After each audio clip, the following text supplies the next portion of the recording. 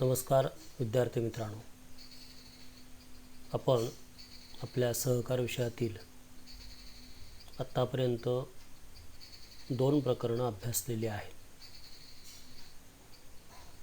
आज आपण आपलं जे तिसरं प्रकरण आहे, सहकारी संस्थांचा आयुक्त व निबंध, या प्रकरणाचा अभ्यास आजपासून आपण करणार आहोत.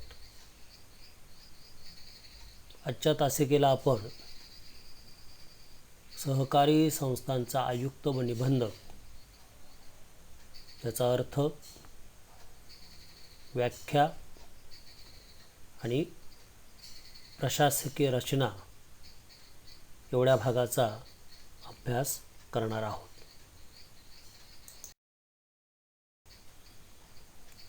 विद्यार्थी मित्रांनो, तुम्हाला माहिती आहे, सहकारी संस्था ही आर्थिकदृष्ट्या दुर्बल लोकांनी सुरू केलेली असते.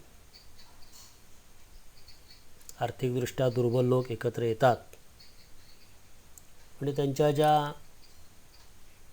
आर्थिक गरजा आहेत त्या गरजा भागवण्याचा प्रयत्न करतात. जेव्हा लोक एकत्र येऊन संस्था सुरू करतात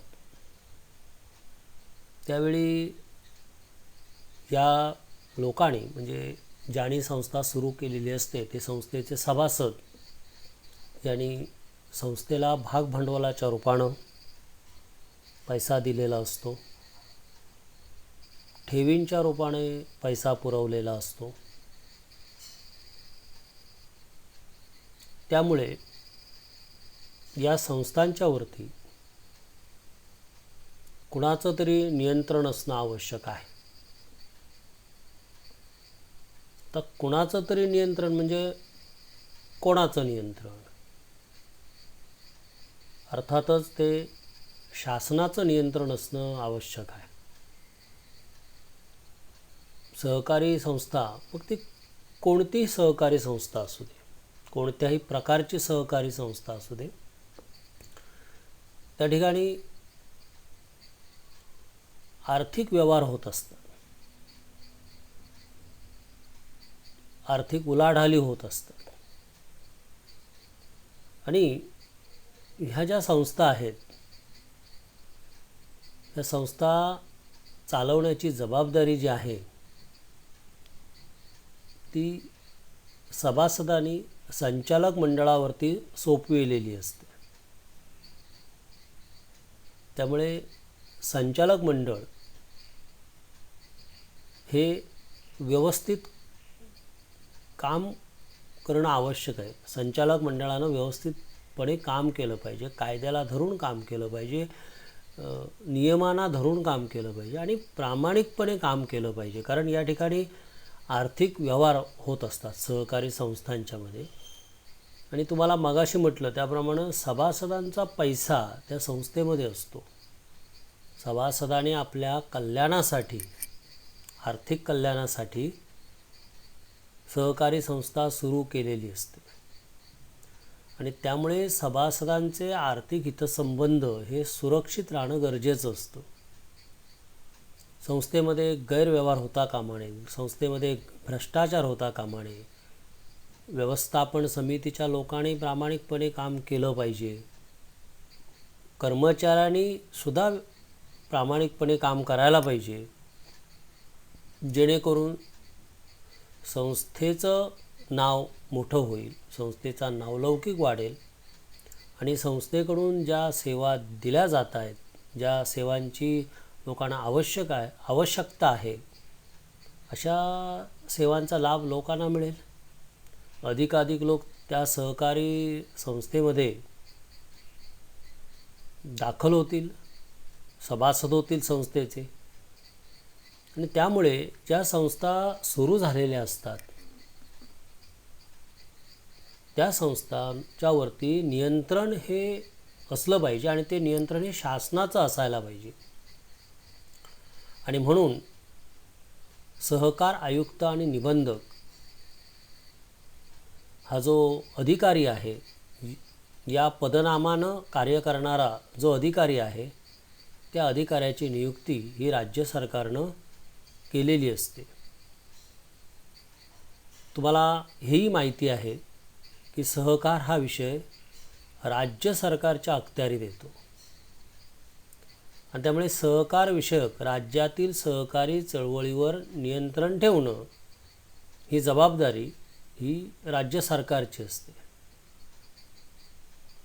राज्यातल्या सर्व संस्थांवरती.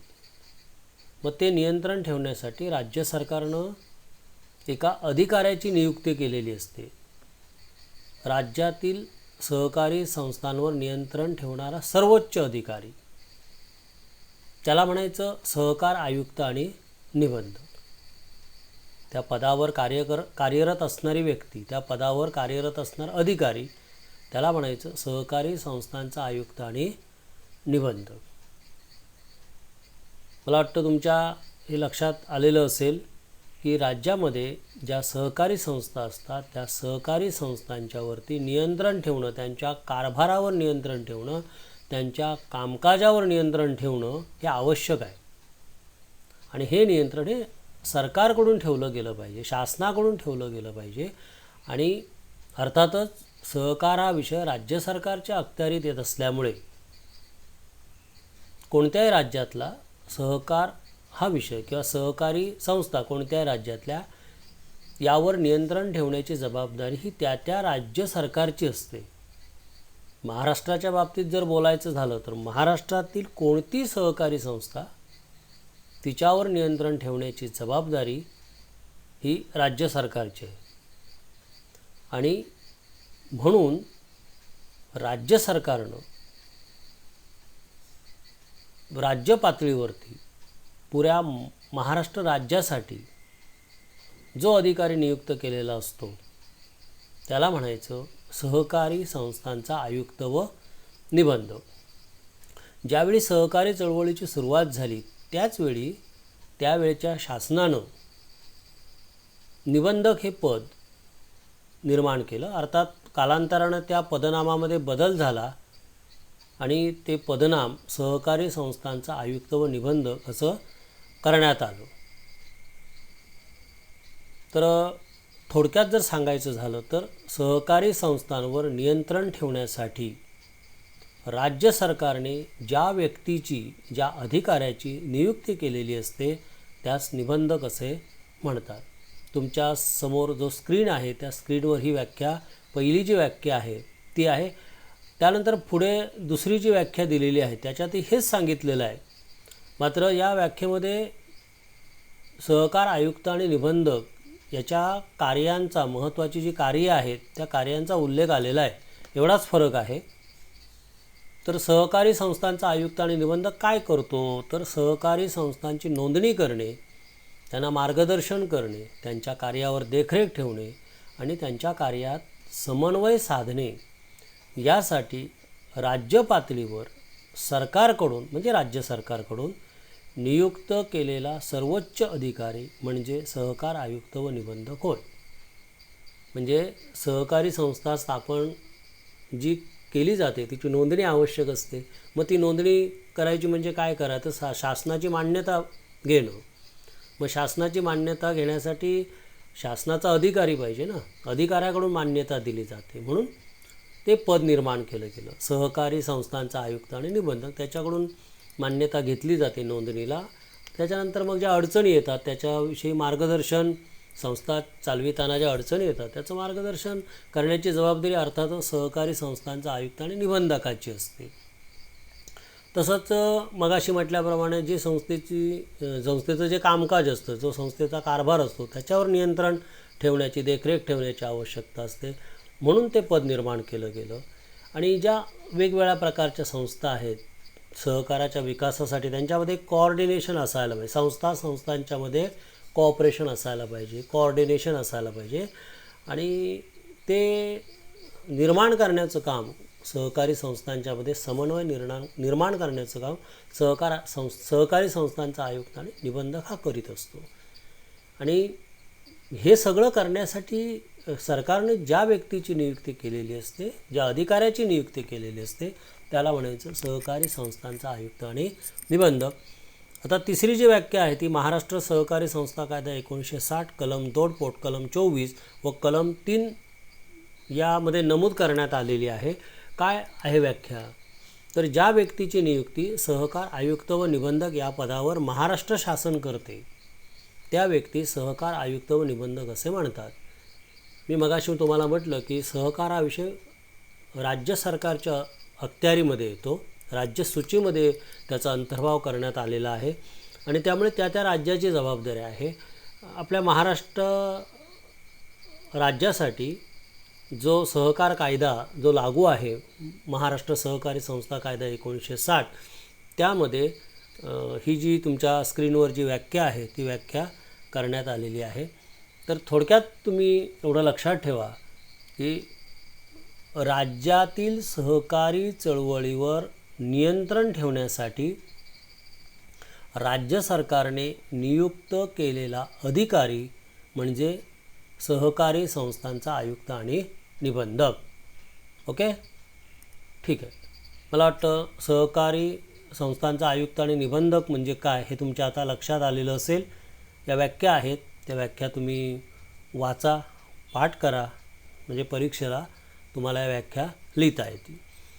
त्याच्यानंतर पुढचा जो भाग आहे तो म्हणजे सहकारी संस्थांचा आयुक्त व निबंधक ही याची जी प्रशासकीय रचना असते ती कशी असते ते आपण या ठिकाणी आता पुढच्या स्लाईडमध्ये बघू. बघा, तुमच्यासमोर स्क्रीनवर सहकार आयुक्त व निबंधक यांची प्रशासकीय रचना दाखवलेली आहे. मी मगाशी तुम्हाला म्हटलं की सहकारी संस्थांचा आयुक्त व निबंधक हा संपूर्ण राज्याकरता नियुक्त केलेला असतो. पुऱ्या महाराष्ट्रातल्या सहकारी संस्थांवर देखरेख ठेवण्यात, आपण महाराष्ट्र राज्याच्या बाबतीत विचार करू म्हणजे तुमच्या ते लक्षात येईल. तर महाराष्ट्रामध्ये जेवढ्या सहकारी संस्था आहेत त्या सर्व संस्था मिळून सहकारी चळवळ, कोऑपरेटिव्ह मुवमेंट असं म्हणायचं. या सर्व प्रकारच्या संस्थांवर नियंत्रण ठेवण्यासाठी राज्य सरकारनं ज्याची नियुक्ती केलेली आहे, ज्या अधिकाऱ्याची नियुक्ती केलेली आहे त्याला आपण काय म्हणतो? सहकार आयुक्त व निबंधक. त्यामुळे तो सर्वोच्च पदावर असतो, सुप्रीम ऑथॉरिटी आहे ती सहकार क्षेत्रातली. ओके, आता तुमच्या माहितीसाठी म्हणून सांगतो की सहकार आयुक्त आणि निबंधक यांचं कार्यालय पुण्याला आहे. तर या ठिकाणी हा सहकार आयुक्त आणि निबंधक हा कार्यरत असतो. आता तिथून तो संपूर्ण राज्यातल्या सहकारी संस्थांवर नियंत्रण ठेवतो. एकटा ठेवू शकतो का सर्व संस्थांवर नियंत्रण?